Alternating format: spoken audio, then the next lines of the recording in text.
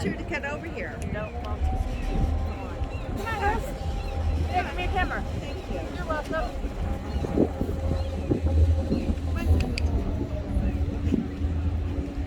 Thank you.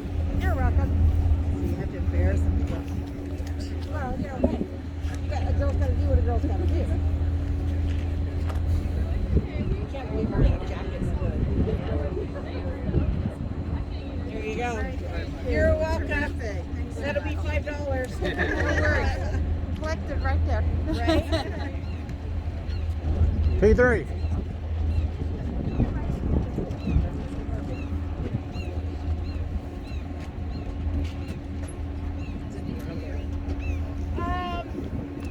Yes and no. Not the one that's up here. They have one there for you to use, though. Benson. Moses, I mean, then where they'll are take you? pictures of us all together. Oh. If you go. He's got the. Do you have the? He's got the ring.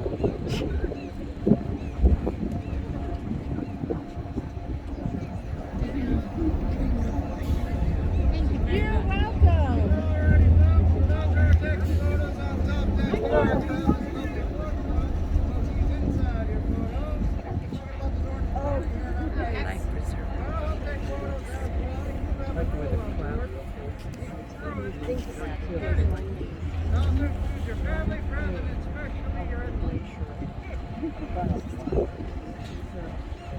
There you go.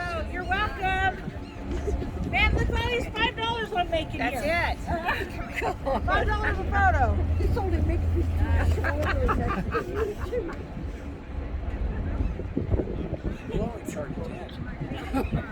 Oh, well that's good. No, I'm cheaper. The glacier itself is resting on a huge gravel bar. You'll also be close enough to the glacier itself to look at that medial moraine and see if its composition, from large boulders right down to the fine silt, all resting just on the surface of the glacier.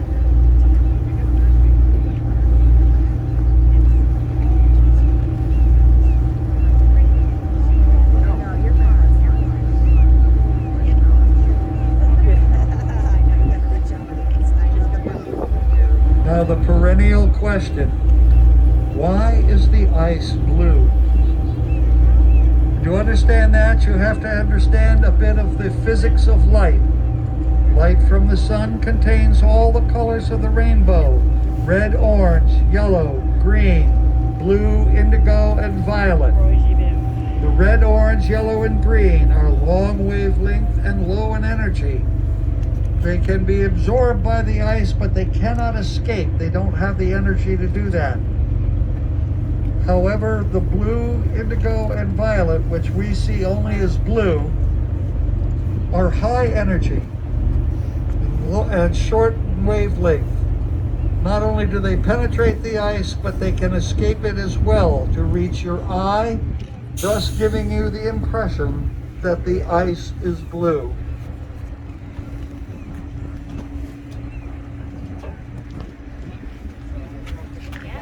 No. You want me.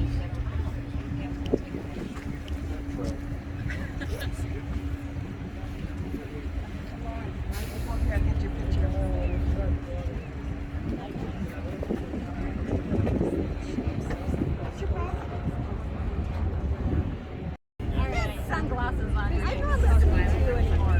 I know. Richard. They hang around our necks. Oh no, not video. How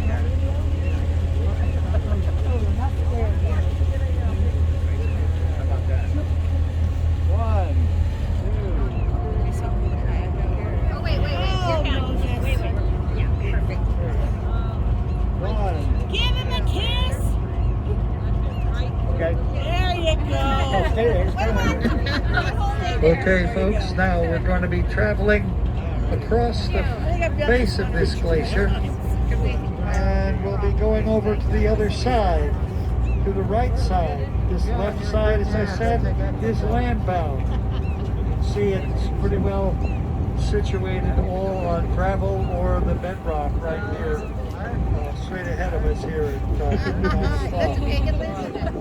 Now this bedrock, again, is gray wacko shale, But the thing that's more interesting is that 2 decades ago in the year 2000, Thank you. Portage Glacier I completely don't do that to covered everybody. I just this want to thin rock. And so it's melted back about 500 yards or so in the last 20 years.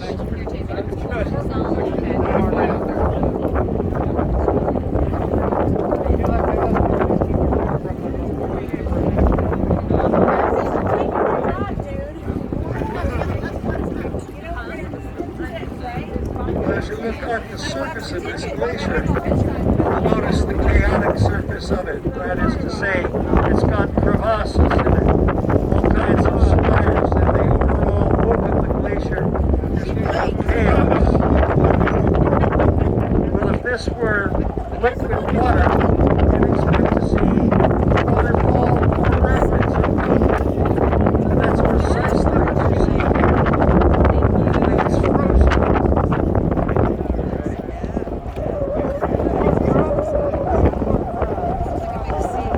Now we're coming around the point to a totally different glacier. It's the same Portage Glacier, but it has a totally different look to it. This one is right down to the surface of the lake. In fact, it doesn't stop there, it continues on down, perhaps 100 to 200 feet or more, and perhaps is resting on the bottom. We don't know. There's also a nice ice cave there, right in the center of it. Inviting but dangerous.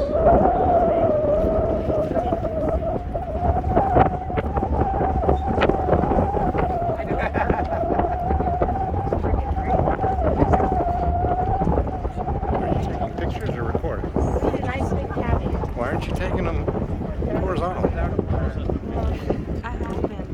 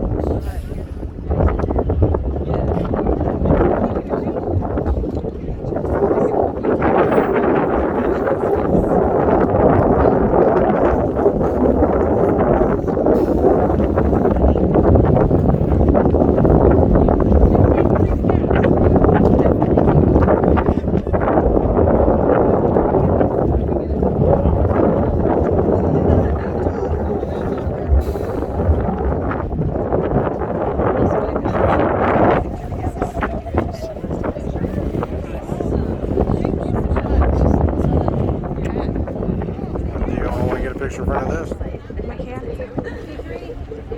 Now we have a number of icebergs floating in the water here on our left side. And you've all heard that phrase, tip of the iceberg. And that's really the truth. For what we see above the water is only a tenth of what is below.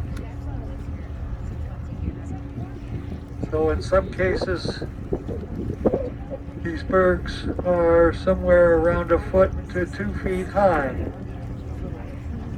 And that would mean that below the surface they extend down anywhere from 15 to 20 feet below the surface. And you can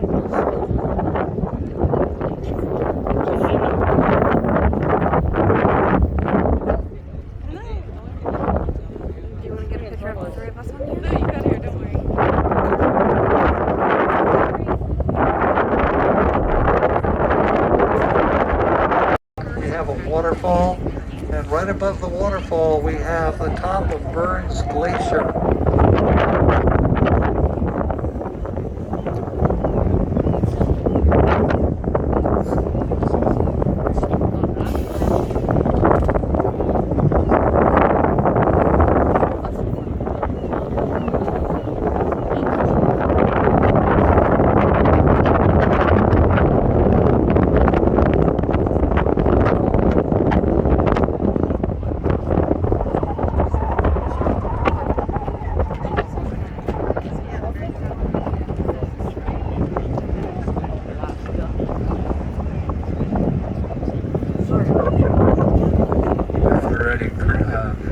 folks. Well, this is crew member Moses on top deck here. We do get a lot of questions on board. One of the questions that we get is, if we have a horn on this boat, are we able to make a loud enough noise with that horn to make that thing calve? Now, unfortunately, this vessel here is not equipped with a horn, but we do have the next best thing here.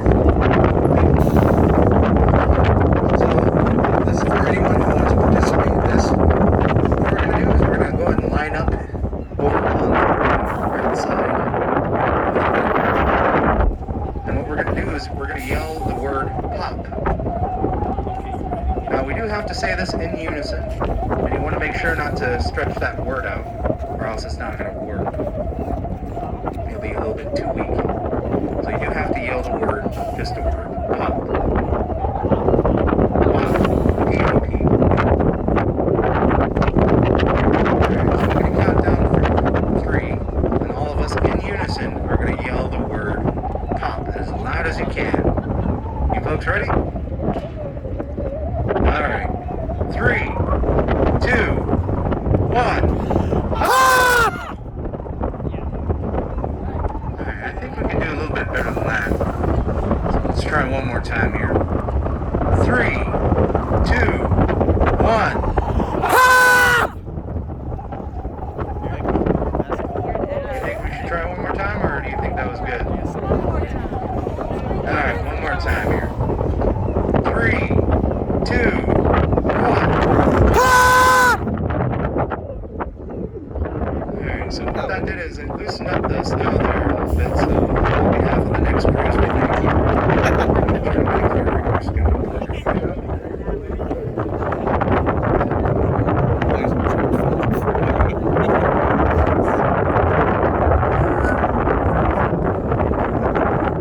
Just on the other side of that peak, we have a glacier named Shakespeare Glacier.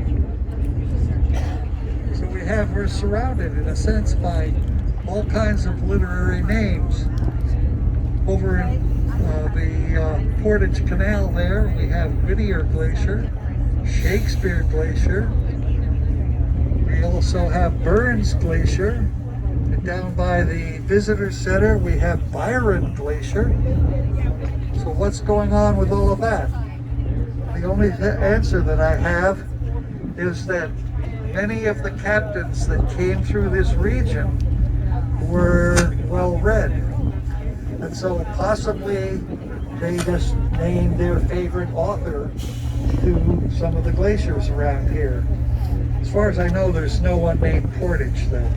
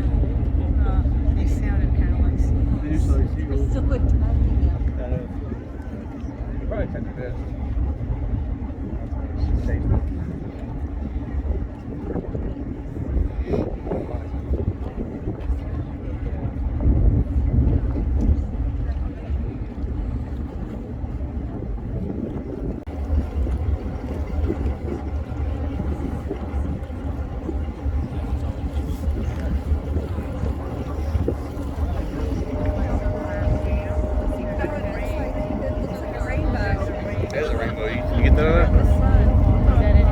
Can you get that rainbow? It's literally upside down. That's what it looks like. And you can't pick that up or no?